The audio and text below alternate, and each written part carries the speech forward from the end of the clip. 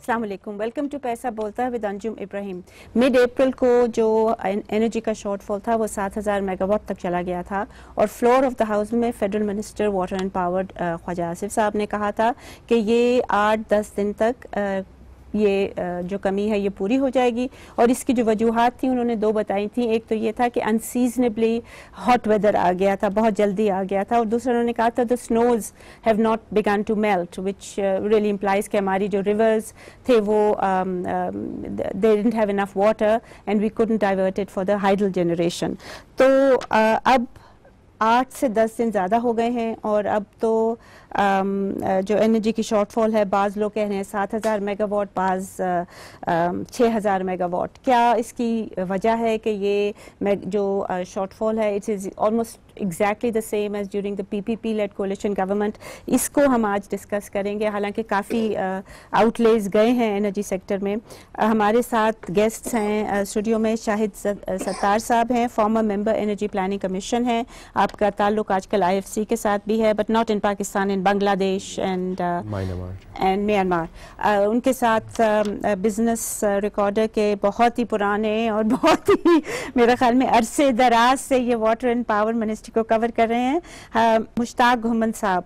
और हमारे साथ दो और बिजनेस रिकॉर्डर के सीनियर रिपोर्टर्स हैं। एक तो चीफ रिपोर्टर हमारे हैं सुहेल सरफराज साहब और उनके साथ हैं ज़हीर अब्बासी साहब जो इकोनॉमी पे करते हैं और वो हमें बताएंगे कि बजट और सब्सिडीज़ का क्या चक्कर है। Let me start with Sattar साहब। ये जो इन्होंने शॉर्टफॉल दिया है जो गवर्नमेंट देती है, क्या ये भी क्रेडिबल होता है कि नहीं होता? नॉट एट ऑल जी। The demand is grossly understated. It's also managed, they try to manage the demand, right? जी ऑफ कोर्स सारी दुनिया में ही होता है डिमांड मैनेजमेंट, तो is part of the management of the energy process. लेकिन पाकिस्तान में एक इन्होंने NTDC मैनेज करती है, ये NPCC national transmission and dispatch जी कंपनी, लेकिन उसमें एक NPCC इदारा है जो कि कंट्रोल रूम है पूरे पावर सेक्टर का पाकिस्तान में। okay. वहां से जितने पावर प्लांट्स हैं वो भी चलते हैं, okay. और जिसको ऑन होता है वो ऑन होता है, जितनी बिजली जिसको जानी वहीं से कंट्रोल होता है। NPCC फिर डेली, एक जमाने में तो सारी चीजें ट्रांसपेरेंट होती थी, वो एक वेबसाइट, वो जमाना कब था जी? जी आज से 3-4 साल पहले।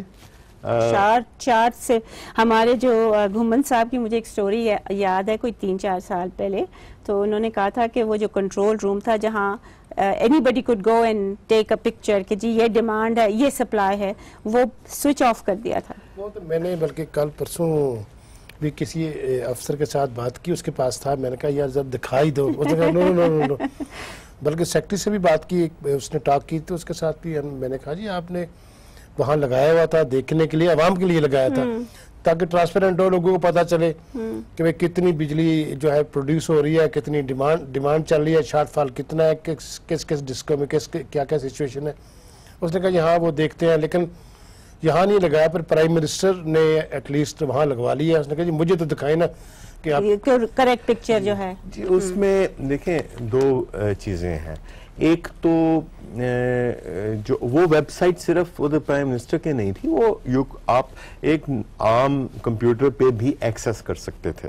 okay. उसका एक पासवर्ड था और उस पासवर्ड से आप जनरेशन देख सकते थे कितनी है। उसके बाद एक वेबसाइट जो कि USAID के पैसों की मदद से बाद में yes. Apparently USAID can still access कि हमारी एक्चुअल सप्लाई और डिमांड क्या है। जी नहीं, अब नहीं, अब किसी के पास जब वो मैंने लिखा था उसके बाद उन्होंने खत्म कर दिया जी। This is what a few months ago only. पिछले साल उसकी वजह ये है कि जब आपने झूठ बोलना है तो आप कैसे उस चीज को बताएंगे कि जी एक्चुअल ये प्रोड्यूस कर रहा है। Now I would just like to come to this topic. Why is there as big a shortfall now as it was during PPP government? जबकि हम बड़ा कह रहे थे कि जी ये स्कैम है, रेंटल पावर स्कैम है, तो फलां स्कैम है, आजकल उतनी क्यों है? If you could देखें जी, एक तो समझने की बात है कि जी डिमांड हर साल 7-8%। But that should be inbuilt.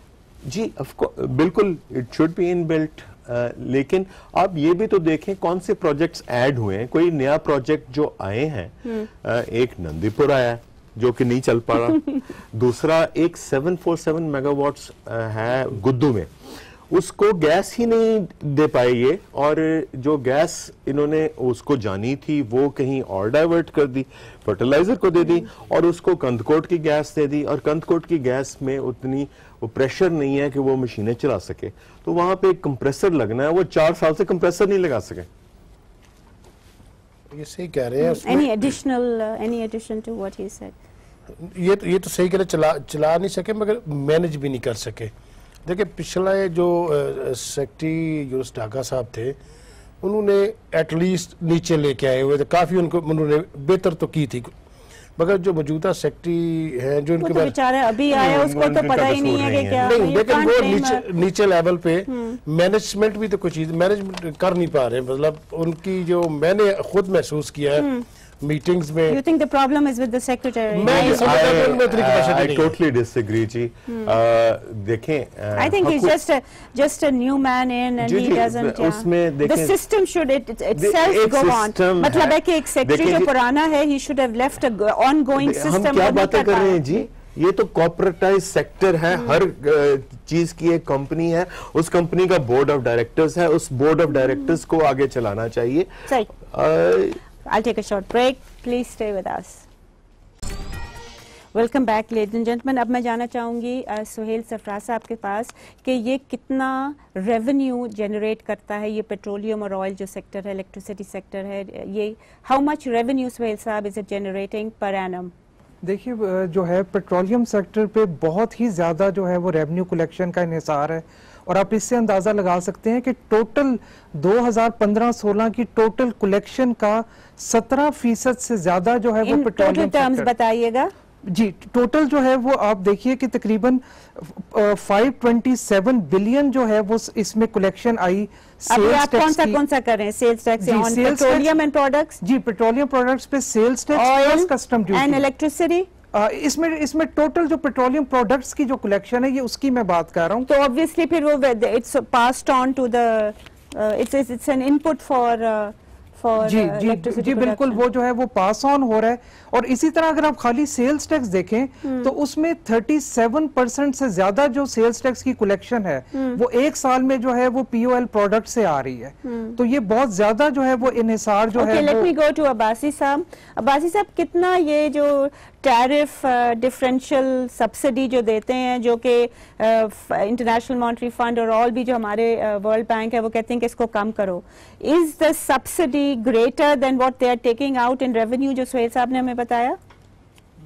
मैं इसको देख रहा था एज परसेंटेज ऑफ जो रेवेन्यू कलेक्ट करते हैं पेट्रोलियम प्रोडक्ट से, तो जो दे रहे हैं वो तकरीबन 35% या मैक्सिमम 40% सब्सिडी की मद में दे रहे हैं। 60% ये गवर्नमेंट। नहीं, आप मुझे परसेंटेजेस में ना बताएं, आप मुझे टोटल में बताइए। लास्ट ईयर 2015-16 में 170 बिलियन की इन्होंने सिर्फ सब्सिडी दी है। इन्होंने सब्सिडी दी है, और वो जो सुहेल साहब हैं वो कह रहे हैं कि उसमें से कलेक्शन जो थी कितनी थी सुहेल साहब? 527। So obviously they are making much more than they are actually subsidising.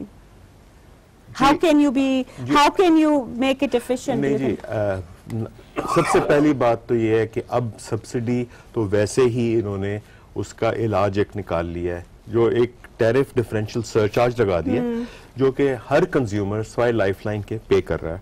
वो 3.5 रुपए के करीब है, और 3.5 रुपए आप पे करते हैं towards the tariff differential surcharge.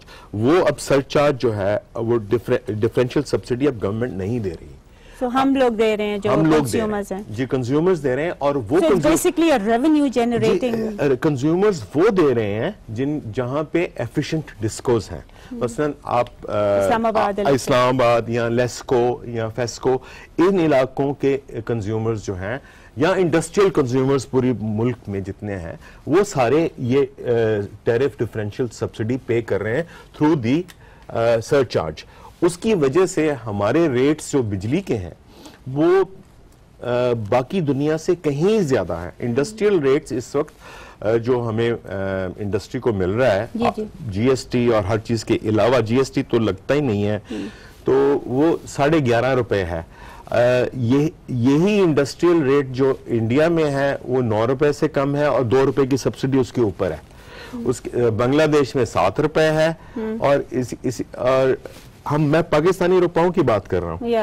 और I mean you're not saying Indian rupee which is stronger जी। और उसकी वजह से हमारे जो एक्सपोर्ट्स हैं वो compete कर ही नहीं सकते, इसलिए कि आप जब बनाते हैं कपड़ा तो कपड़े में तकरीबन 30-40% जो खर्चा है वो बिजली का कन्वर्जन कॉस्ट में वो बिजली का है या एनर्जी का है। और जब एनर्जी आपकी इतनी महंगी होगी आपके कंपेटिटर्स से तो लाजमी बात है उनको ज्यादा ऑर्डर्स मिलेंगे, आप महंगे होंगे।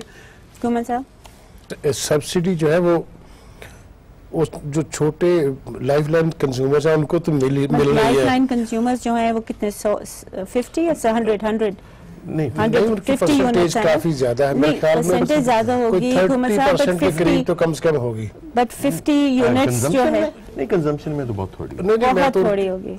तो बिकॉज 50 यूनिट्स जो है जी उसमें क्या यूज कर सकते हैं आप? 50 यूनिट्स में 2 बत्तियां और 1 पंखा। 2 बत्तियां और 1 पंखा, यानी इस्त्री भी आप अगर करें तो वो भी यू आर अबव। लेकिन ज्यादा असल में जो दरमियान वाले 200 तो 300 वाले उनके साथ है कि अगर तो कम होती है तो वो उनको नहीं दी जाती है, मगर अगर बढ़ेगी तो उनको डाल दी जाती है। और सब्सिडी बेसिकली जितनी ये देते हैं, जितनी वाटर ना सब्सिडी तो दे ही नहीं रहे, सब्सिडी मांगते हैं नहीं। अब subsidy identify in the budget. अब सब्सिडी जो है वो मिलती है फाटा के मद में, ये लाइफलाइन कंज्यूमर्स के मद में और एजे के मद में। उसके अलावा कोई सब्सिडी और नहीं दे रहे हैं। Not the government.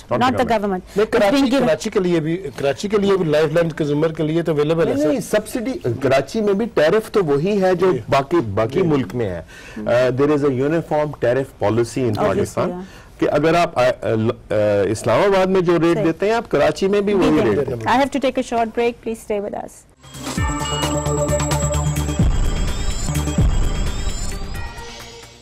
Welcome back ladies and gentleman. Sattar साहब बताइएगा कि कंपैरेटिवली हमारी जो प्राइस ऑफ इलेक्ट्रिसिटी है विद इन द रीजन वो compete हम कर पा रहे हैं कि नहीं? बिल्कुल भी नहीं जी, हम अपने कंपेटिटर्स से किसी सूरत compete नहीं कर सकते। हमारे यहाँ एक तरफ आप जब जनरेशन प्रोजेक्ट्स लगाने जाते हैं इतने महंगे लगाते हैं और इतना ज्यादा उनको टैरिफ दिया जाता है, अपफ्रंट टैरिफ के नाम पे ऐसे रेट्स ऑफ रिटर्न दिए जाते हैं और गारंटीड, और उसके बाद उसमें इनबिल्ट होता है कि जी वो अपना पैसा कोई नहीं लगाता, वो उसी में से सारे वो होते हैं।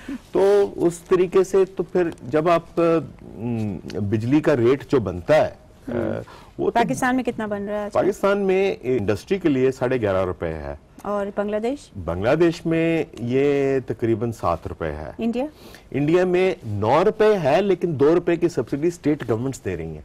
Okay, and then Sri Lanka? Sri Lanka में मुझे नहीं इल्म जी, लेकिन चाइना ने अभी अपने जो प्रोविंस पाकिस्तान के साथ लग रहा है वहां पे टेक्सटाइल के लिए 4 सेंट की बिजली मुकर्रर की है।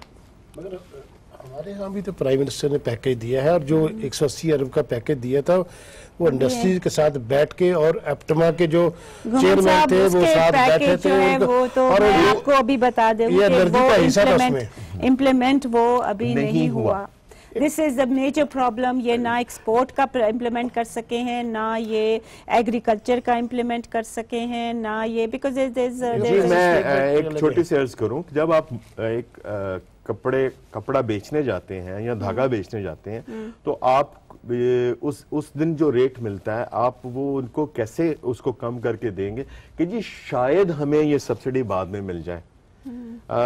अभी तक गवर्नमेंट ने किसी को कोई subsidy. Okay, let me go to Abbasi साहब।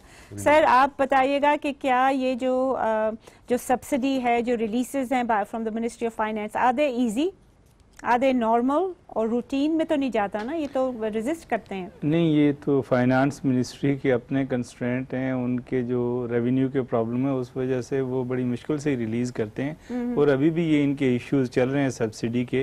अभी लास्ट एक एनर्जी कमेटी की मीटिंग हुई थी और उसमें भी ये कहा गया था कि जनाब ये सब्सिडी रिलीज की जाए, तो बड़े मुश्किल है। सोहेल साहब, I'd like to ask you कि ये जो FBR है, फेडरल बोर्ड ऑफ रेवेन्यू, इसका तो फोकस है कि जितना भी निकाल सके निकालें, am I right? And the easiest sector is electricity and imported oil and products. बिल्कुल, FBR का बहुत मेजर इन्हिसार जो है वो सेल्स टैक्स जो पेट्रोलियम सेक्टर है उस पे है, और इसी से जो है वो एक पेट्रोलियम सेक्टर और इसी तरह जो है वो मेजर कमोडिटीज और विदहोल्डिंग टैक्सेस पे है। That's right. Basically what is happening, Sattar साहब, इसके जो सोहेल साहब कह रहे हैं कि जब प्राइस ऑफ पेट्रोलियम कोई प्रोडक्ट्स जो है इंटरनेशनल मार्केट में गिरती हैं तो उसको स्टेबल रखते हैं, और this is what happened recently जब इन्होंने पेट्रोल की प्राइस और जो थी हाई स्पीड डीजल की वो गिरी थी मार्केट में, इन्होंने उसको वही रखा।